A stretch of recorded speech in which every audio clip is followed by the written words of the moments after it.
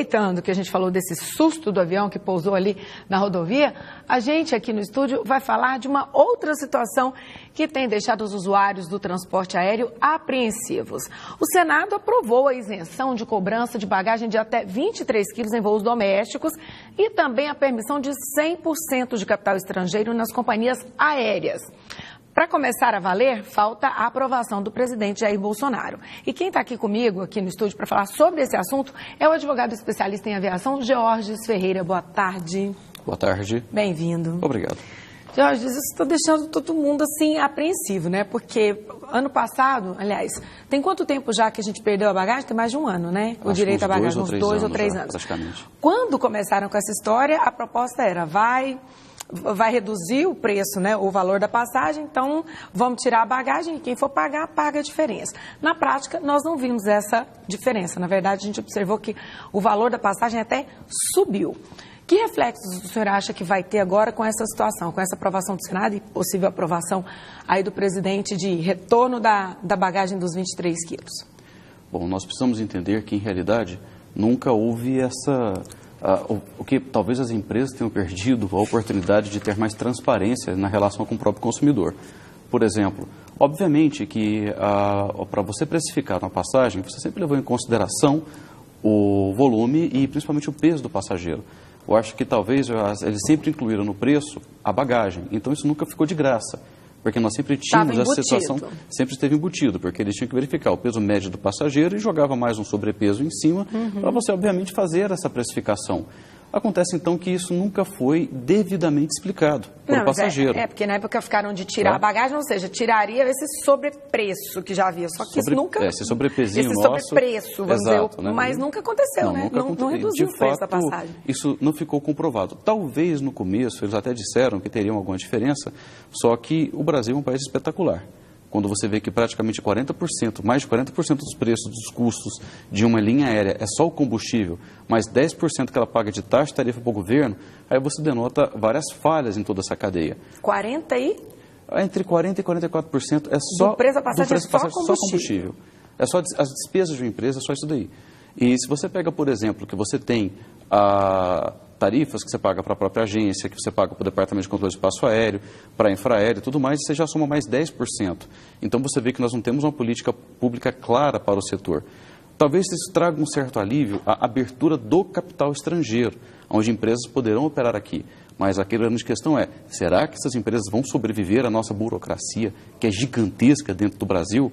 Será que a ordem de você certificar uma empresa para entrar aqui dentro, para dar a concessão, isso nós temos que ver como é que vai ficar também. E se essas empresas vão dar conta desse custo do Brasil, se ela vai dar conta das nossas leis trabalhistas, que são muito pesadas também, enfim. Mas, pelo menos, é o importante nós termos opções. Pois essas empresas de preço baixo, vamos dizer assim, estrangeiras que agora estão demonstrando interesse em vir para cá. O senhor acredita que isso agora pode atrapalhar, vamos dizer assim, essa negociação, essa vinda delas para cá? Eu acho que não vai atrapalhar a vinda delas, porque o Brasil é um mercado muito promissor e o Brasil está muito pesado a nossa situação, a necessidade de players, porque hoje nós temos praticamente só 3 empresas. 3 empresas, né? Então, assim, o oligopólio, é claro que tem um oligopólio. Tá? E o nosso sistema regulatório não conseguiu mexer com isso, ao contrário, acabou favorecendo. Temos agora diversas denúncias aí de delações dentro da Lava Jato, envolvendo empresas, Associação de Empresas Aéreas. A Azul saiu dessa associação, que agora está sendo acusada por dono de uma empresa e de ter tido um certo favorecimento. O que a ANAC fala dessa decisão? Qual o posicionamento da ANAC? Em relação a essa decisão, a ANAC ela tem se colocado o contrário. Ela não quer, por exemplo, que haja essa isenção da bagagem e nem essa participação de 100%. A isenção, não. É diferente. Ela está se opondo, ela está se colocando preocupada que você retirando esse benefício, essa situação de você ter que pagar com a bagagem extra, né, que isso aí diminua o interesse dessas empresas aéreas estrangeiras. Por outro lado, a ANAC não se opõe de forma alguma ao 100% do capital estrangeiro, ela também entende como uma necessidade. Agora, vamos ver também se a ANAC tem técnicos para que lidem com a entrada dessas empresas, para certificar essas aeronaves, para fiscalizar esses voos, e vamos ver se a outra ponta da aviação, que é a aviação geral, não vai sofrer ainda mais com a situação que já é caótica. Pois é, e do jeito que está, assim, na prática, o senhor acredita que o preço, né, das passagens ainda pode vir a subir, já que antigamente já estava embutido? O senhor acredita que vão embutir aí novamente esse preço?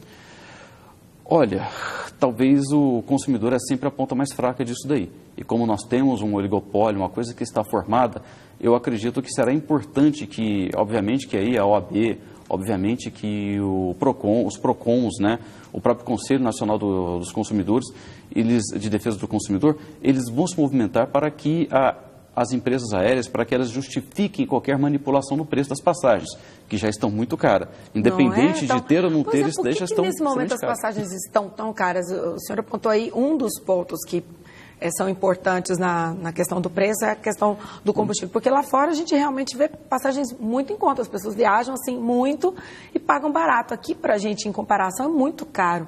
Aqui as passagens nacionais estão, nesse momento, caríssimas. O que pode justificar? Por exemplo, a quebra da Avianca está interferindo também nesses valores exorbitantes que estão sendo cobrados pelas companhias? O que eu estou entendendo é o seguinte, além desse problema da Avianca, tá, que tira um concorrente de dentro, nós também estamos chegando no Brasil na alta temporada de meio de ano. Isso aí também, obviamente, influencia bastante, né? Que temos julho, temos férias escolares, temos todos esses fatores aí que estão acontecendo também. Agora, obviamente, que seria importante nós verificarmos porque o dólar subindo, como o dólar está subindo agora, isso influencia, porque toda aviação, a precificação dela é feita em dólar.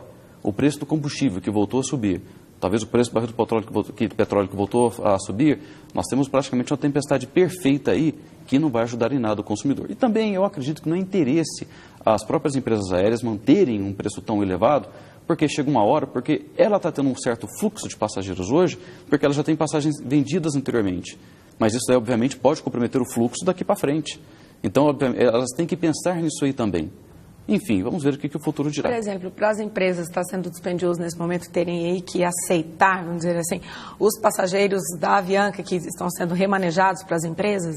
Isso está trazendo problema para elas, por exemplo? Isso fez com que a demanda em algumas empresas subisse bastante, tá? Temos a Gol, por exemplo, que às vezes, tentar tirar uma passagem da Gol de última hora, ficou muito difícil. E, obviamente, que a Bianca, ela tem que bancar isso daí. Agora, eu não sei como é que ela está bancando esses preços. Porque, afinal de contas, assim, tudo ficou muito mais caro. E você tem que ocupar esses lugares. Nós temos a Resolução 400 da ANAC que obriga que a Bianca, por exemplo, recoloque e remarque o passageiro para ele pegar o próximo voo. Mas como é que a Avianca está fazendo essa compensação? Ela está pagando, não está pagando esse trecho? Porque na aviação tudo é dinheiro, é economia de escala. Então, se você atende um, atende dois, de repente é o preço de você atender várias outras pessoas. Então, aí realmente a situação hoje no Brasil está muito complicada. E a gente está com uma expectativa grande, então, agora com a aprovação do presidente, mas que fique entendido, então, para a população que, para a gente, pode ser mais interessante, o senhor acredita? Devido a essa vinda das empresas aí, estrangeiras, no caso, essas de baixo custo, porque tendo mais concorrência para o...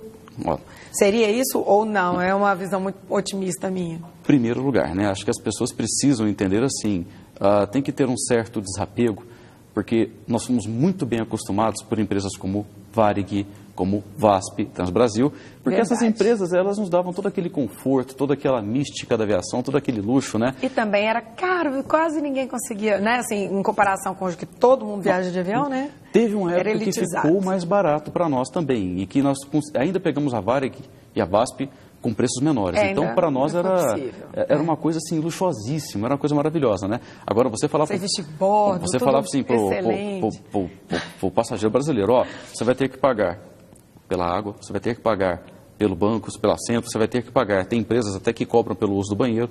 Então, de repente... Pelo uso do banheiro também? Tá? Não, porque agora esse negócio então, do assento também vive dando confusão. Às vezes a pessoa paga, chega na hora, não está o assento que foi pago. E dá confusão. Está ocupado. Dá uma troca lá. Então, quer dizer assim, assentos menos confortáveis, aeronaves com maior densidade de passageiros, tem mais né? Espaço. Exatamente. Então, tudo isso aí nós vamos ter que nos acostumar, quer dizer, nós vamos ter que pegar e realmente ver a questão da... tem empresas no exterior que se você não emitir o bilhete, se for necessário emitir, ela cobra 5 euros, 10 euros pela emissão do bilhete. Tá? É uma regra que já virou, a questão de você pagar pelo despacho de mala, já virou regra. Isso daí em vários locais do mundo, né? Obviamente que essas empresas que estão vindo de fora vão ter que observar essas regras, vão ter que se adaptar a isso no Brasil. E também vamos ver se elas não praticam o dumping. O que seria o dumping?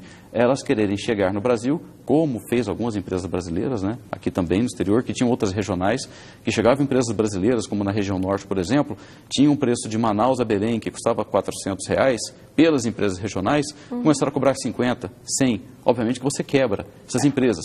Então, vamos supor que chegam as estrangeiras aqui e queiram propor esse mesmo modelo, né? Jogar o preço lá embaixo, querer subvenciar por conta próprio preço para depois tentar subir em cima do mercado. Ganhar o mercado dessa forma. E depois acontece o que está acontecendo. As passagens lá em cima, os passageiros insatisfeitos, o modelo regulatório não é adequado, a questão das bagagens, que é uma briga antiga, né? Que a ANAC diz que hoje as empresas seriam inviáveis nessa questão da cobrança das bagagens. E tem alguns estudos que ela fez nesse sentido que pode ser muito sério até. A Avianca, pouco antes de anunciar essa falência, essa quebradeira, ela tinha vendido umas passagens aí muito baratas, assim. Sim, ela tinha aberto, de certa forma, eu que viajo bastante, eu sempre estava verificando, né? E a Avianca, ela estava jogando uns preços muito baixos. Muito, né? E as pessoas também me ligavam para mim e perguntavam, professor, estava certo aqui? Está certo isso aí? Posso comprar essa passagem? Eu digo, olha, existe a salvaguarda, existe, afinal de contas, né? A ANAC, as resoluções da ANAC que garante, se tiver algum problema, alguma dor de cabeça. Mas já tenho muitas pessoas me procurado, muitos amigos, assim, professor, mas e agora? Eu tenho uma lua de mel que está marcada, eles não falam nada, é na véspera que verificarão se tem uma possibilidade de ter lugar. Esse é o tipo de resposta. Entendeu? Muita gente na justiça. Eu falo, olha, por mim você, em alguns aeroportos tem juizados, como é o caso de Brasília, como é o caso de Guarulhos, de Congonhas, de São Paulo, que você poderia, inclusive, né, você já, olha, eu estou com essa passagem, você vai no próprio aeroporto, tem que ter representantes da empresa lá, da Avianca, e você já chama para fazer um acordo, para resolver rápido a sua vida. Então, isso aí fica muito mais fácil. Porque senão a resposta padrão que ela está dando é, olha, na véspera vamos te informar. Nossa, isso na véspera não der. Não tem condição. Agora, Jorge, para a gente encerrar, com relação ao decreto de uso de armas no Brasil, houve aí, nessa semana, algumas alterações ainda, né, com relação ao que vai poder e o que não vai poder, mas ainda permanece no texto atual que a pessoa poderá entrar no avião, né, portando arma. Isso aí pode vir a atrapalhar também a vinda de outras empresas, de empresas estrangeiras para cá com uma liberação dessa aqui no Brasil? A situação é assim, não é que você vai poder entrar dentro da aeronave sem qualquer critério, tá? Existem, por exemplo, no caso das autoridades, essa liberação de arma que está acontecendo nesse decreto, não é assim, a pessoa que tem o porte poderá levar sua arma a bordo. Não. O que a ANAC fez há pouquíssimo tempo atrás foi, inclusive, restringir os usos dessas armas a bordo, ou desse porte, inclusive para algumas autoridades. Ou deveriam despachar essas armas, entregar ao comandante, fazer uma coisa do gênero. Então, não é qualquer pessoa que vai poder entrar armado dentro do avião. Então, sim, porque nesse atual decreto consta que a pessoa que tem o porte, ela poderá levar, né? Existem as regulamentações da ANAC que deverão ser obedecidas. Que tem as regras da ANAC, então. Exatamente. Então, a regra mais específica aí passa a ter uma validade. Por outro lado, isso daí já está sendo revisto, assim como alguns outros pontos, né, ainda estão pendentes. Sim. Como nesse decreto de armas, até onde eu sei, tinha alguma possibilidade de liberação de armas de grosso calibre ou armas automáticas. Aparentemente já foi retirado do texto. Isso aí, obviamente, essa questão a questão do embarque, porque falar qualquer embarque não é por aí. Isso aí, se necessário, com certeza será especificado. Tá? E sendo especificado, obviamente, não vai atrapalhar muita coisa. Porque as empresas de fora têm um critério bem rigoroso com relação a essa questão de armas, né? Total, ainda mais depois de atentado, sequestro, aborto, etc. e tal. Por isso que eu questionei, será que essas empresas que vêm para cá já não vão falar assim, opa, esse negócio de arma aí, vamos conversar melhor, porque... Sim. Então, acho que isso ainda vai ter uma adaptaçãozinha, um esclarecimento. Não é? A gente precisa das coisas bem às claras, né? Dr. Georges Ferreira, que é advogado especialista em aviação, muitíssimo obrigado por ter estado aqui com a gente e esclarecido esses pontos. Agradecemos aos telespectadores, tá? E ficamos à disposição. Muito obrigada. Excelente tarde. Excelente feriado para o senhor.